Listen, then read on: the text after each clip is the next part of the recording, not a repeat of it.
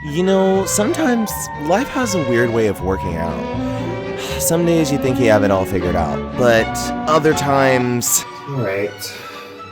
Just a few more hours of sucking in, and that money will be mine. Oh. Yeah, that's me. I know this looks very crazy, and I know you're probably very enamored, so I think it's best if we just take it back to the beginning. All the way to the beginning. Hello, my name is Cam, and I have way too much time on my hands. It's no secret that Nickelodeon has had its fair share of sitcoms throughout the years, including very famous ones like iCarly and Drake and Josh and Victorious and all of those, and including some not so famous ones like Just for Kicks or Taina, just to name a few, alright? But in a slew of Nickelodeon sitcoms and original series, there has been one that has been on my radar for the longest, and that show is none other than Unfabulous. Jesus. Where do I even begin? I have wanted to make this video for such a long time, and I'm so happy that I'm finally doing it because this show has had me in such a chokehold for some odd reason. Anyway, Unfabulous is a 2004 sitcom that follows the life of Addie Singer, a 7th grader, as she navigates the challenges of going through middle school. Dun dun dun! Y'all already know my experiences with middle school. He was in a polyamorous relationship. Through watching this show, it kind of brought me back in a way. As a college student. This show was the start of the career of the famous actress nowadays, who's been on everyone's radar, Miss Emma Roberts herself. Yes, that's right. Before she was frolicking on the beach, making funny faces, and showing up to award shows looking petrified, she was on Nickelodeon playing Addie Singer. This show is kind of what gave Emma Roberts her start, and not only acting, but also, weirdly enough, music as well. We'll get to that in a second. But the thing about this show is that it was definitely meant to jumpstart her career. So naturally, the best way to talk about any show like this is obviously to look at the pilot episode. The party aired on September 12th, 2004. We're gonna talk about it more in depth, but I do wanna just say that this episode is a really, really, really, really good way to introduce the characters, the format, whatever, everything that makes the show, okay? I think it's a pretty solid pilot. It has its caveats, but we'll get to that in a second. As the name of the episode suggests, there is a party going on in this episode. And we kind of see that right at the beginning because this episode opens up with a shot of a door that says party on it. Could they be any more on the nose? At this party, we see, a bunch of teenagers hanging out. And then we see Addie, our main character for the first time, face planting into a bowl of punch. And kind of like every other episode, this sort of same thing happens where it starts out with a shot of Addie in a very crazy situation that nobody would ever be in except for her. But, and then she's like, oh, this is kind of how it all happened. So we're gonna go all the way back to the beginning. Let's go back to the day this all started. And so Miss Addie takes us all the way back to the first day of 7th grade, where her and her friends are walking up to school, and she is looking fly. Who's that cool looking girl with Gina and Zach? They're kind of just walking through school, and everybody's like, oh my god, look at Addie. Addie is so cool. All of this, we find out, is a dream because, nobody would apparently do that, in real life. But in this dream as well, a guy is running after Addie, and we find out that guy's name is Jake Bahari, and that's the boy she has a crush on. Ooh. After Addie wakes up, we are greeted with the theme song, which It's fine. It's not like a 10 out of 10, but it's okay. It kind of gets stuck in your head after a while. When we get back, Addie is going to the bathroom, about to get ready for her first day, when her older brother, Ben, gets to the bathroom before her and runs in and locks the door, not allowing her to come in. Typical older brother activities. I don't really need to explain that. It also gives us this very weird scene where she has to guess a password. Guess. Zooms, tatas, melons, or boobies. Yeah, I don't know how they got away with like saying all that, but you know, none of my business. Addie ends up baiting him out of the bathroom by making a fake phone call to his long distance girlfriend, Tara, who has moved to California because of her dad's job. Kind of within this whole situation, we meet her family members, which include Ben, but also her mom and her dad. They're fine. Addie likes them. They're not like crazy. And then later on, Addie's back in her room putting on her clothes. We find out that she wants to take a music composition class for her creative elective because she's been writing songs and playing guitar since she was 9. She actually taught herself how to do that. And apparently she's written a song for like every huge life event. What does it mean to be 13? I can go to the movies and see PG-13. Gina and Zach arrive at her house finally to walk her to school. So on the way to school, they talk about a lot of different things, but this also includes an annual back to school party thrown by a guy named Randy Klein. And we find out throughout their conversation that I was gonna call her Emma, y'all. I was literally about to call her Emma. Addie every year goes to this party that he throws and ends up doing something embarrassing that lands her a new nickname. And while it won't be her best interest to go, obviously, Addie says that part of her new and improved act is facing her fears. So she decides that she'll go to the party anyway at the surprise of Gina and Zach. And with this whole new and improved thing, we sort of see that because a guy named Eli comes up to her while they're walking to school and he starts like throwing like insults at her and talking about one of her nicknames, her various nicknames. Here we kind of also start to see the first instance of what I like to call Addie's creative imagination, which is a series of a bunch of weird scenes where it shows what Addie is thinking about actually doing versus what she actually does in the moment. Like, for example, in this scene, when the guy, like, insults her, she wants to, like, drop kick him and, like, beat him up or whatever. But in real life, she's just like, my summer went fine. It comes up a few more times in this episode, and it actually does appear, like, a lot throughout the show. And it's kind of interesting to see, like, the duality of what she wants to do or, like, versus what she's actually doing. So later at school, we are introduced to a slew of side characters slash series regulars because they kind of appear a lot to the point where they're not just, like, side characters to me. For example, we have Maris. That was Unfabulous.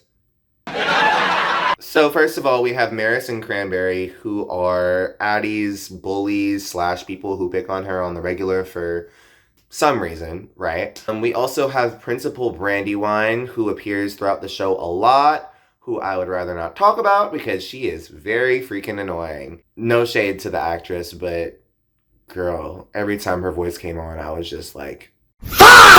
But the most important person that we're introduced to at school is Mr. Jake Bahari, who we previously saw in Addie's dream. We sort of find out that Addie mainly wants to go to the party because she wants a chance to talk to Jake. So later on, the gang is in class and they're all kind of just chatting it up. And the morning announcements come on and they sort of reveal some things that people are pretty much bummed out about. But the main thing to take away from this is the fact that Addie cannot take music composition like she wanted to anymore because that is now only an 8th grade elective. And because of that, she was placed in a completely different elective, chess. And at first, it seems to be like the worst thing in the world and it's like all boring and that's pretty dramatized. But it proves to have some benefits because Jake shows up to class late, and he's like, is this the room for chess? And Addie's like, oh my god!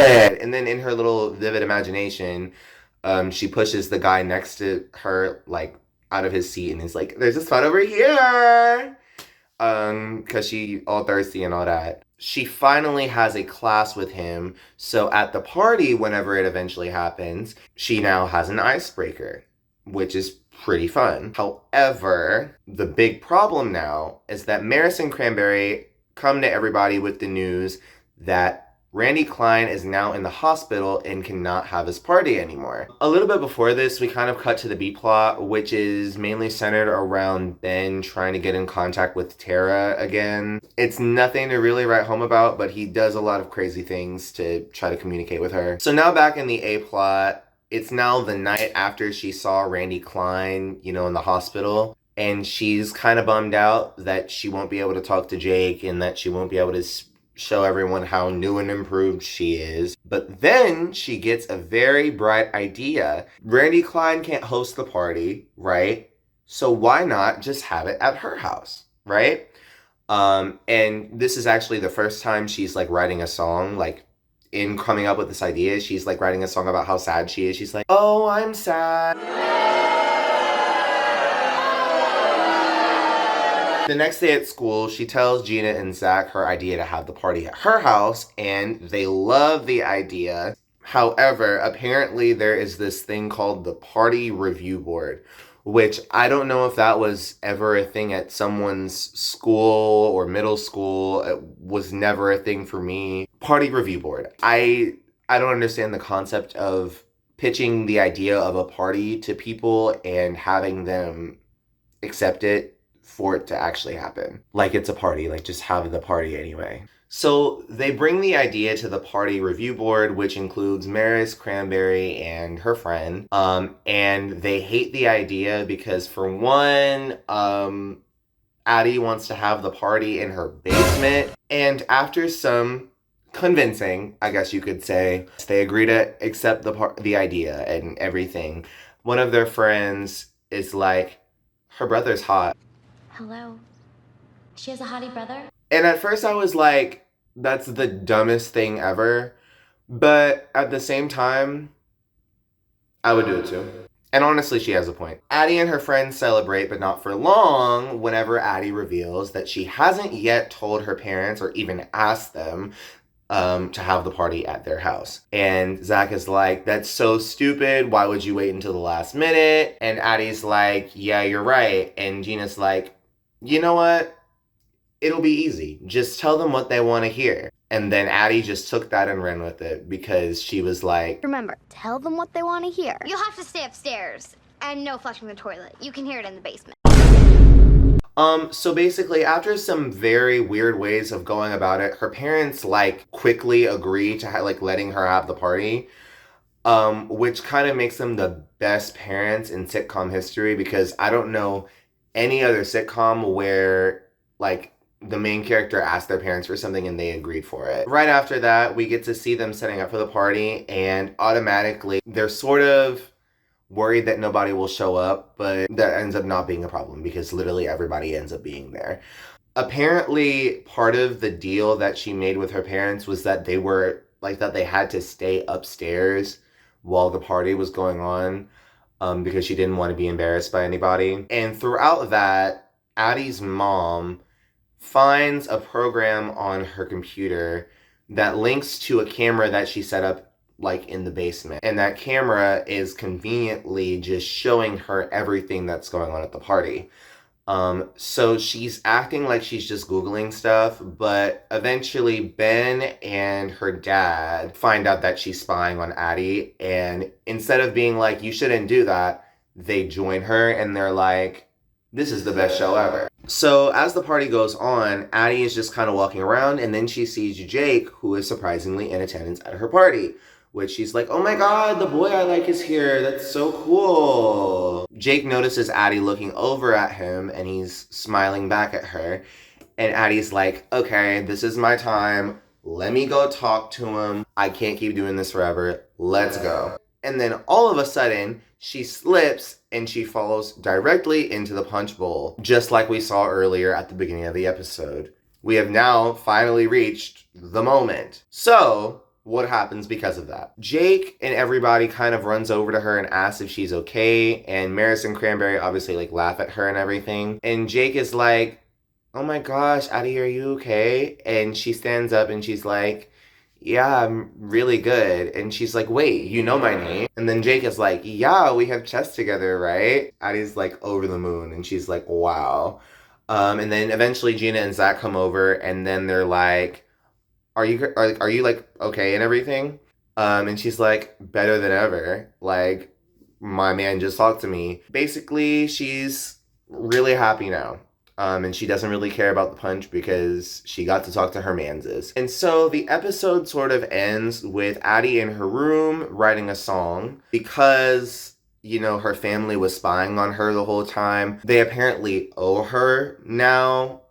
So now they have to say yes to whatever she says. But long story short, Addie sort of learns that it doesn't really matter if she has a new nickname every day of the week. She can't always be perfect, which is something that she's fine with because it's what makes her her. And it kind of starts out this whole thing in every episode where she does something and she kind of comes out of it learning a lesson. But anyway, the episode ends with her writing a song called Punch Rocker, which is actually on the show's soundtrack, like the official soundtrack for the show. Unlike a lot of the songs that she sings on the show, but whatever. In all, I think that the pilot for this show was fine. There are a few pros and there are a few cons to it. It demonstrated like the flow of every episode and it kind of set a standard or like a little precedent for how the show usually operates. Like it showed that thing where Addie is in a crazy situation and then she's like, "Let me take you to the beginning." It kind of like that just kind of becomes a reoccurring thing that she does. And it introduced you to all the characters and like kind of what makes them special. Even the side characters have like big moments to where you can just kind of tell who they are. What this pilot really lacked to me was plot cohesiveness because I feel like the plot was kind of all over the place. Like it feels like a nice little setup, like a back to school party, and going from the party being at someone else's house to Addie eventually hosting the party herself. But I feel like we got there in like a very complicated way where it could have just been a lot simpler. Like there are some shots in some scenes in this like pilot that are just like, why did we need to see that? You know what I mean? Like, and the whole music composition thing was cool, but if they didn't expand on it, I don't see the point in having it there. You know what I mean? In all, I think this pilot does a really good job of setting up, you know, the story and the characters. And what I love about this show is that it feels pretty much continuous. A lot of the plot points that they establish in this show end up coming back later. For example, after a long time, spoiler alert, Jake and Addie do get together and they are together for the rest of season 3 onwards. I think this show in general is pretty solid. But I think what it's really lacking compared to a bunch of other shows is something that makes it like stand out from other teen sitcoms because although I think personally that this show is pretty unique in some ways, in the grand scheme, there are a bunch of other shows that do this like a lot better. If I were to give this show a rating out of 10, I would probably give it a 6 out of 10. It's pretty good, it's pretty decent. However, I can understand why it didn't get as extremely popular and didn't become as iconic as a bunch of other Nick sitcoms. Thank you all for watching this video. I know it's very different than everything else I've uploaded so far, but I kind of wanted to try this format because I've always wanted to do something like this. And I have other video ideas that are similar to this where I want to talk about a show or a movie or something. So if this video does well, I would love to do this again because I have another show in mind already that I want to do. So yeah, like and subscribe. I love you all. Bye.